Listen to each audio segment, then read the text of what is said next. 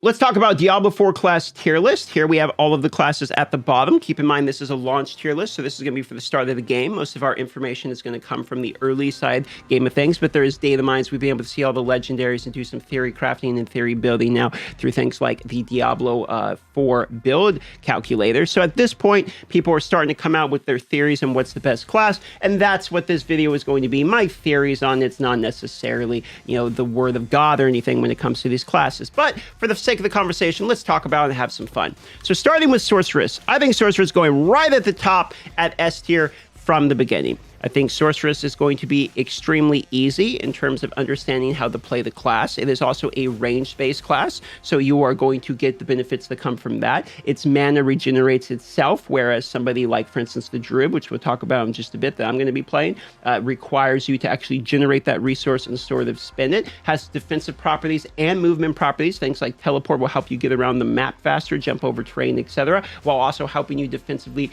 reposition. Things like the Hydra that you have access early are quite strong, and it also gives you the ability to farm while moving. Things like farming while moving in the overworld from quest to quest and be able to drop down a Hydra so you still get experience while you're moving will actually add into how fast you're grinding over the longevity of the game when you're going through the story. So while you're doing that, having the ability like rabies from the Druid to kill things and then continue the move and have them just die behind you is actually quite important. And I think Sorcerer does that very well. So Sorcerer will allow you to be extremely efficient almost any second you're playing the game. So for that reason, I think Sorcerer is going to be quite high. I think we're going to see some pretty good builds later in the game using Sorcerers. I also think that the skills on Sorceress there's not too many misses. Like most of them seem pretty good. So when you get legendaries early game, and mostly this is an early game list, a lot of those legendaries will fit and you can adjust your build based upon what legendary you got in order to just speed up your gameplay right in the beginning. It's also a very fun class, very visually appealing class if that stuff matters to you.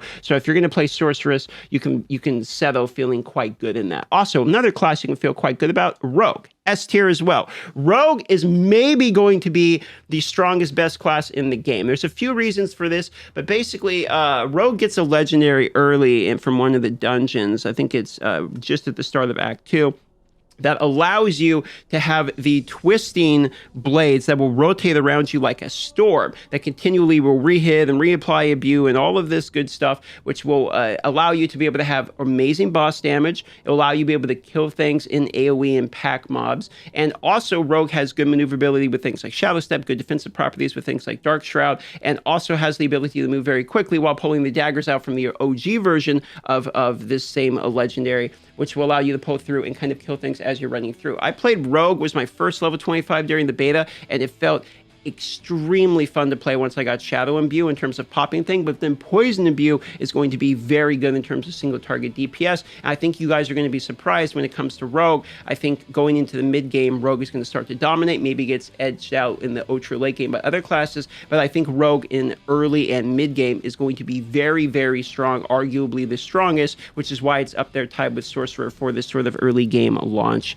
tier list. Now we're going to talk about Necromancer. I think Necromancer is still good after its nerfs. I don't think it's as good as it was. I don't believe it's as strong as Sorceress and Rogue, but I do still believe Necromancer is quite good. A lot of the builds that worked prior still work, and the minions got hotfixed so that they're not so trash. They don't die quite so easily. They got a little bit more HP. The cool thing about having the Necromancer minions, if you are doing like a summon build early game, is in things like the overworld events where you have to stand in place and like put blood into the altar, etc. Your minions can still go out and kill everything. And ones like the Spirit, Wayward Soul, when you have to run with the Spirit in order to be able to complete the event mastery, etc., it will allow the minions to go out and sort of kill things while you can keep the event going. I think the ability for the Necromancer's minions to sort of be self-sufficient in their intelligence and in terms of what they're going to do when they're going to do it actually helps Necromancer case a lot, brings the skill floor way down, makes it very easy to use. So I think people that are maybe going to play on controller, maybe they're going to play on the console, maybe they're new to the genre. I'm not even trying to say bad players. I don't think that's what it is at all. I think there's going to be quite a lot of highly skilled, intelligent players that are going to play the Necromancer, and we're going to see that come out.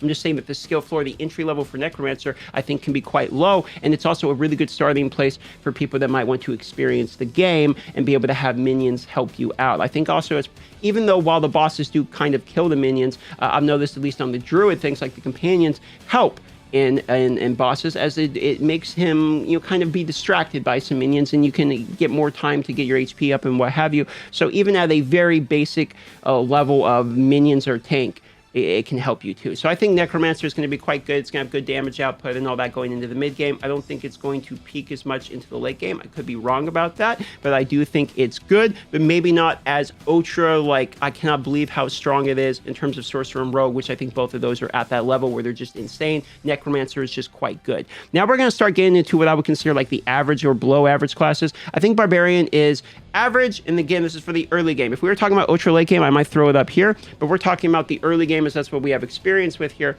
The reason Barbarian can be quite good going into the late game, first before we talk about early, is the fact that it has multiple modifiers on the thing called the arsenal system. So you have more weapons than in the other class, and because legendary aspects go on weapons and are applied to even if you're not using that current weapon, they're applied, that means that the Barbarian has an opportunity to have more modifiers than basically any other class. And we've seen this come out with things like the Whirlwind Barb that was hitting like 300k only at level 25, etc. So we have seen some examples of this already coming out. The reason I put it in B tier is because I think the skill floor is fairly high, meaning it's a melee class, so it's hard to play.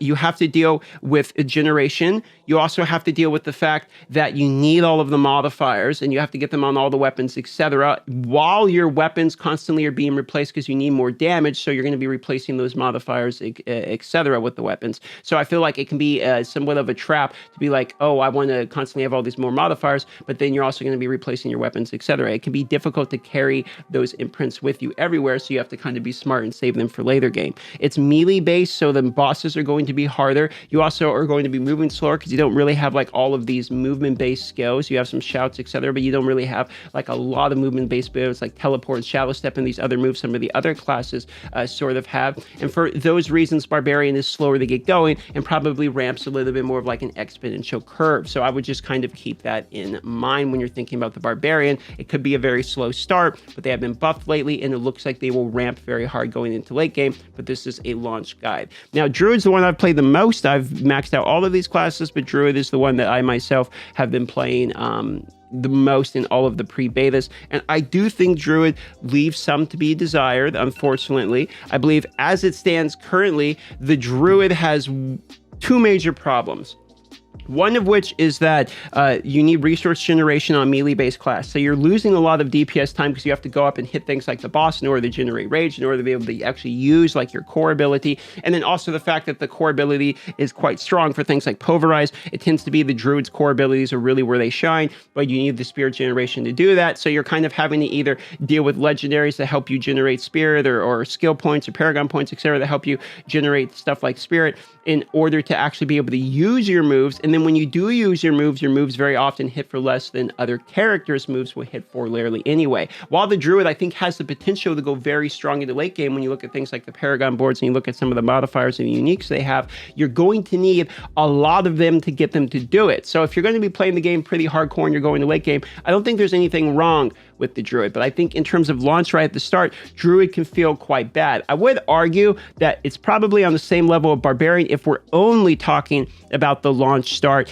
as the Druid will allow you to be able to have a pulverized start and pulverized guarantee overpower, which is a very good way to have a AoE damage just right in the start of the game. So it's arguable the Druid is at B tier, but I think the Barbarian is going to be better going into late game with the modifiers, and the Druid itself probably is going to take longer going into late game, but at the very peak might actually peak out, whereas for right now I think the list looks something like this. Now, I absolutely love the Druid and recommend playing it, even though the beginning can be quite difficult. The other reason the beginning can be quite difficult is because you have to hit level 25 before you can do your Spirit Boon quest, and then you have to go get all your consumables for the Spirit Blessing offering. It doesn't take that long, but once you have enough, then you can go actually get your Spirit Boons, and then you have to min-max and like match your Spirit Boons to the right modifiers, etc. So the Druid just takes a little bit more time to be able to get fully completed and nuanced. But that's just my opinion. Again, this is just the launch. It's from the 150, 200 hours, whatever it is, of the betas that I have played at this point, and the information that I have available, and I'm sure it will change come launch once we have access to the full game. If you like Diablo 4, I'm going to be covering it every day.